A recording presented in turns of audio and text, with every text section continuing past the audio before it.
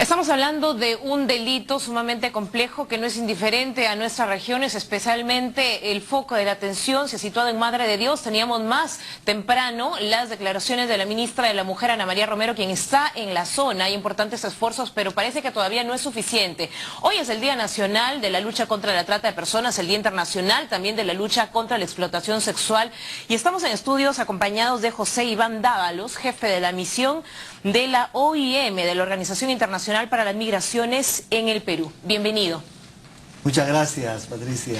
Hablemos de esta conmemoración que todavía nos duele como país, ¿no? Estamos hablando de regiones como Madre de Dios, donde tenemos cifras elevadísimas de este delito que no solo corresponde al ámbito de explotación sexual ni laboral, que va mucho más allá. Hablemos, para la comprensión de todo el público, ¿de qué hablamos cuando nos referimos a la trata de personas?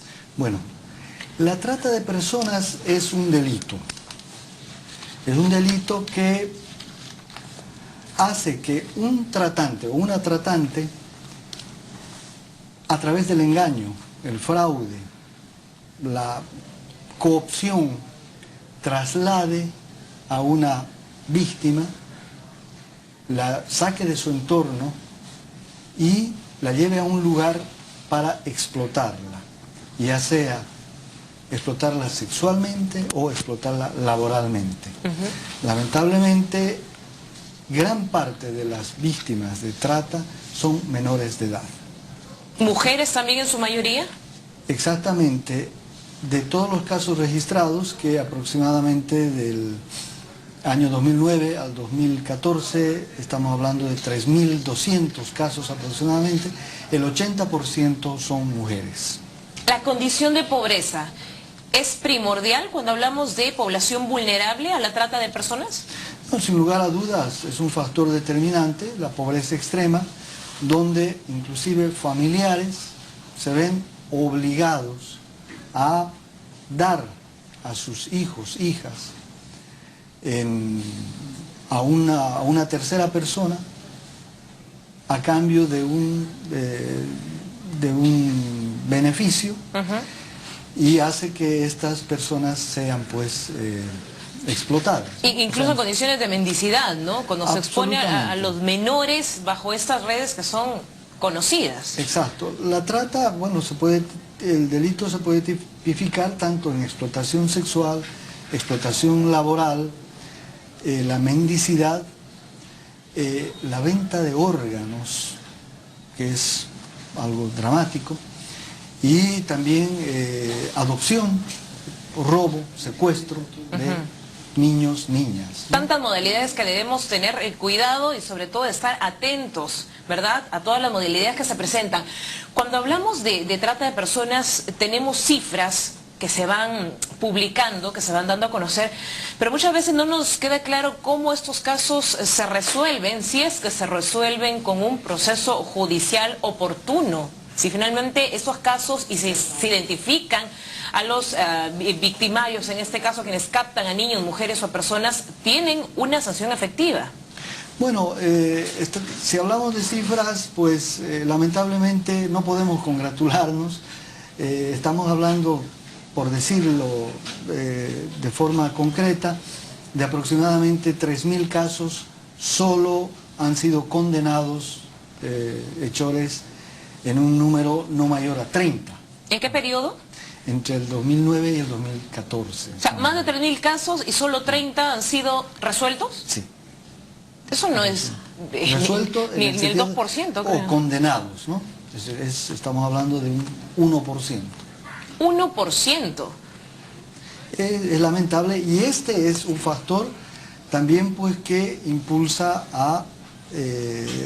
o incentiva, si podemos llamar, este delito, ¿no? Que las personas, los tratantes, las tratantes se sienten impunes, y la impunidad obviamente hace que se incurra de forma repetitiva en este delito. ¿Impunidad por qué? No comprendemos. Ya hay fiscalías especializadas para abordar estos delitos. ¿Es negligencia, falta de profesionales? ¿Hablamos de una cuestión de presupuesto o qué está fallando? Yo creo que en la visión global el Estado está asumiendo su compromiso. Hay una comisión multisectorial de lucha contra la trata que agrupa a ministerios claves, el Ministerio de Interior, Ministerio Público, Ministerio de Turismo. La Comisión Multisectorial. La Comisión Multisectorial. Y también se han creado estas fiscalías especializadas contra la, es decir, en lucha contra la trata, y pues se está caminando, se debería avanzar, creemos, un poco más rápido. Habrá que destinar mayor presupuesto.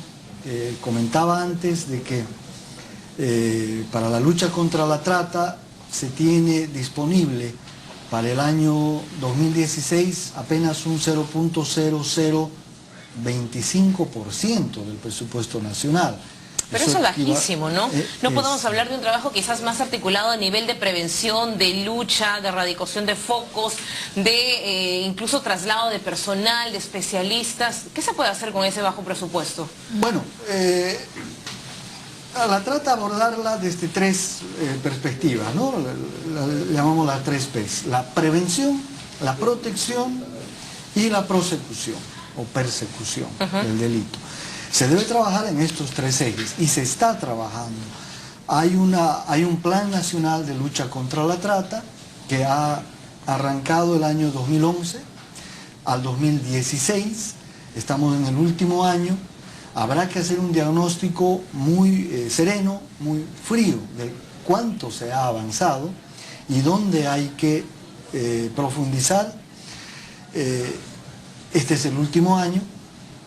Habrá que ir con un plan nacional para el 2017 al 2022. Para esto el diagnóstico es muy importante.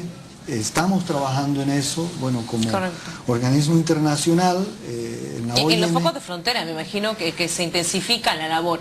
En la zona de La Pampa, ¿por qué es tan difícil que la policía ingrese, que se identifiquen los casos de forma concreta? Bueno, puede deberse a varios factores. Primero, la falta de presupuesto, falta de personal, y de alguna manera también este tipo de operativos son realizados, pero cuando se llegan a los sectores donde prevalece el delito, muchas veces no se encuentran víctimas y mucho menos victimarios, ¿no? Entonces, ¿Cómo que no se encuentran? O sea, ¿se pierde el rastro?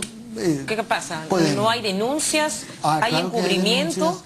Hay encubrimiento muchas veces de las familias, como te comentaba antes, por el hecho de la pobreza.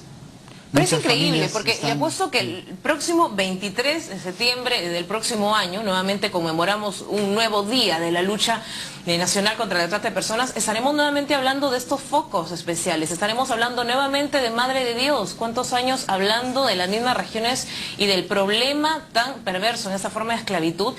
Pero parece que los trabajos todavía van a cuentagotas. Yo quiero pensar que el próximo 23 de septiembre vamos a tener un nuevo presupuesto.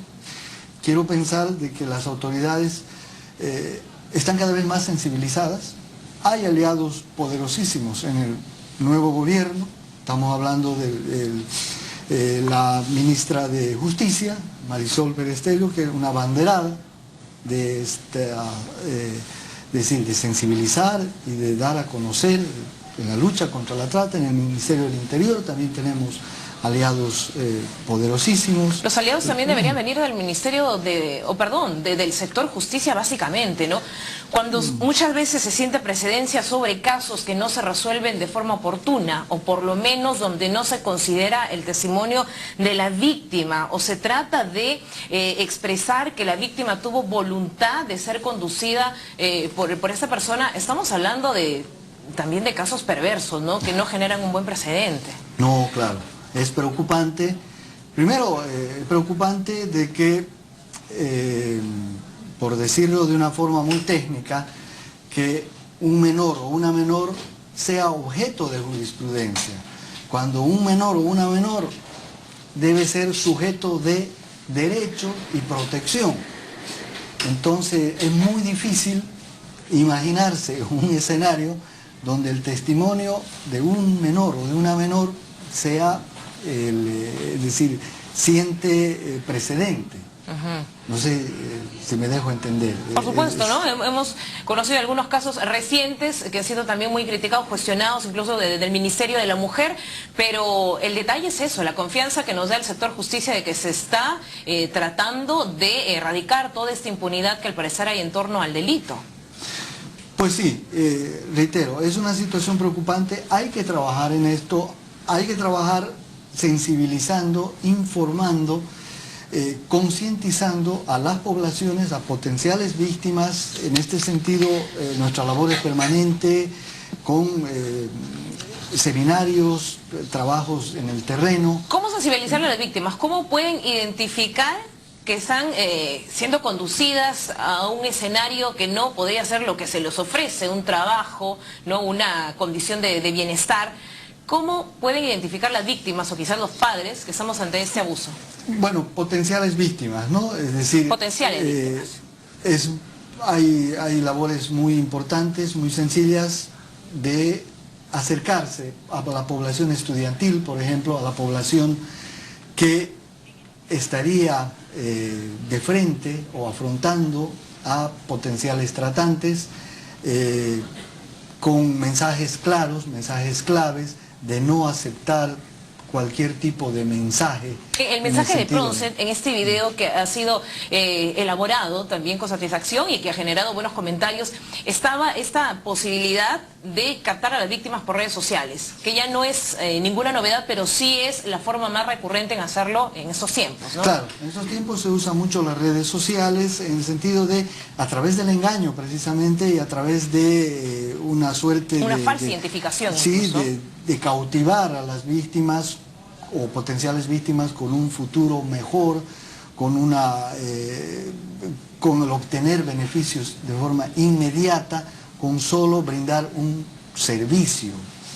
Ese tipo de mensajes hay que saberlos decodificar, enseñar a las potenciales víctimas, llegar a las víctimas. En nuestra organización tenemos un plan muy difundido que nació precisamente en Madre de Dios, que se trata de la proyección de una obra teatral que se llama La pesadilla de Lita, que en el año 2015 ha sido proyectada, mostrada más bien en más de 10 establecimientos, okay. Solo en Lima. Y bueno, nuestro plan es extenderlo, ¿no? Hemos llegado a una población estudiantil, escolar. Y sobre todo en las zonas de frontera, ¿no? Que parecen las zonas de mayor riesgo, las zonas vulnerables. Hablamos de diversos tipos de trata, trata interna, trata internacional, ¿no? Sí, el Perú lamentablemente tiene un rasgo muy particular, que es el que la trata se da sobre todo a nivel interno. Estamos hablando de traslado de víctimas de la sierra a la costa o viceversa, tanto para explotación sexual como laboral. No hay que olvidar que el trabajo, la explotación laboral, sobre todo a niños, en la minería ilegal, en la tala de madera, que también dan espacio a fomentar la explotación sexual. Canalizar las denuncias, ¿cómo se estaba abordando el tema? Porque también había una confusión sobre la explotación sexual. Mucho se hablaba si era abuso sexual o no. Y me parece que se desvirtuó un poco la denuncia cuando no se aterrizan en los buenos procedimientos. ¿Cómo se está trabajando en ello? Bueno, lo importante yo creo que es denunciar. Existe una línea también que es muy importante, la línea 1818, opción 1, que cualquier persona que pueda detectar o que piense que está frente a un hecho, ya sea flagrante o de potencial de alerta, situación de alerta, tanto en tema de trata o de abuso o de explotación sexual, hacer esta llamada y va a recibir el apoyo necesario o el asesoramiento necesario. Esa es una forma de trabajar en el alerta. ¿Tenemos ¿no? suficientes albergues a nivel nacional donde poder refugiar a estas víctimas? Pues ese es uno de los, digamos, vacíos que hay que venir trabajando. No existen suficientes albergues, bueno, no existen ni siquiera los necesarios. Terrible, ¿no? Porque si la víctima ha sido condicionada u obligada por su propia familia, ¿cómo podemos devolverle a esta familia, a esta niña o a esta adolescente, donde posiblemente la familia nuevamente la va a poner en manos del victimario? Es una dificultad, es un gran problema, porque además son establecimientos muy especiales que tienen que tener también las características hasta de anonimato, porque muchas veces los tratantes recurren nuevamente o retoman el contacto con sus potenciales o con sus víctimas ya, o con los familiares para recapturarlas o retomarlas y reexplotarlas. Entonces, el tema de precisamente la asistencia, la protección, hablando nuevamente de la prevención, protección y prosecución, tenemos que enfatizar que también en el tema de protección hay deficiencias. Hay deficiencias y que pasan deficiencias. también por un tema de presupuesto. Presupuesto. Desde el inicio de la entrevista estamos hablando de lo importante de invertir en ese delito que sigue siendo una forma de esclavitud tan moderna, y tantas posibilidades ahora se abren con la tecnología también para captar a víctimas o potenciales víctimas. Pero estamos todavía con deficiencias a nivel de profesionales, de presupuesto, de albergues, que se logra también con mayor inversión en dinero, pero hay esfuerzos. Imagino que ese es el aliento en estas fechas, donde se trata de hablar no solo de las denuncias, porque tenemos casos, más de 3.000 señala, pero también 30 que solo han sido resueltos, ¿no? Exactamente. Bueno, hablábamos de las 3.000 que han sido denunciadas, pero se calcula que en el Perú hay aproximadamente 200.000 víctimas de trata. Es el tercer país de Latinoamérica que sufre este flagelo. Bueno, terrible la cifra realmente, que nos ponen realmente ante un reto impresionante. Las autoridades tienen que actuar ya. La ministra está en Madre de Dios, están haciendo trabajos importantes y esperemos que las noticias sean alentadoras en cuanto al presupuesto el próximo año. No hay que demorar mucho, ¿verdad? Exactamente. Además, gracias. Bueno, un saludo a la ministra que está en el Madre de Dios, que está en el lugar realmente donde se puede ver con claridad lo que está ocurriendo. Confiemos en el trabajo también de la Comisión Multisectorial. Muchas gracias, don José Iván Dávalos, jefe de la misión de la OIM en el Perú, la Organización Internacional para las Migraciones. También se hace un gran esfuerzo desde aquí.